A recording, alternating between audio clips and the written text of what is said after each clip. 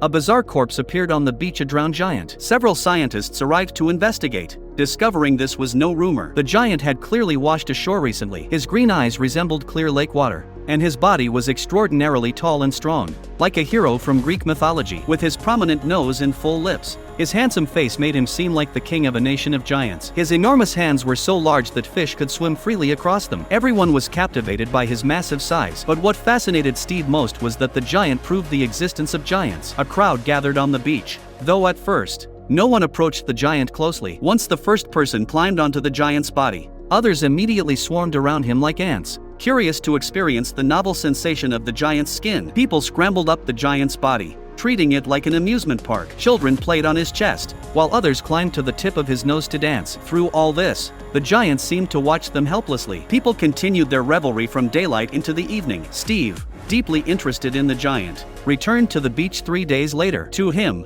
the giant still seemed alive, even more vibrant than many living people. Children continued to use the giant's body as a playground, and visitors kept coming to see him. Only by evening did Steve approach the giant. The body had begun to change, yet people remained curious. Several workers were discussing how to transport the giant away. The giant lay motionless, but his eyes no longer resembled clear, vibrant lake water, and the water and fish had disappeared from his palms, suggesting his imminent disappearance. Days later, people began drawing graffiti on his body, which was starting to deteriorate. Steve felt that the giant's suffering only made him more valuable. Within days, the crowds around the giant disappeared. After a few weeks, his human features had completely vanished, and the beach returned to its desolate state. Months later, the townspeople gradually forgot about the giant who had once appeared. However, his massive bones remained as decorative items hanging in the town streets,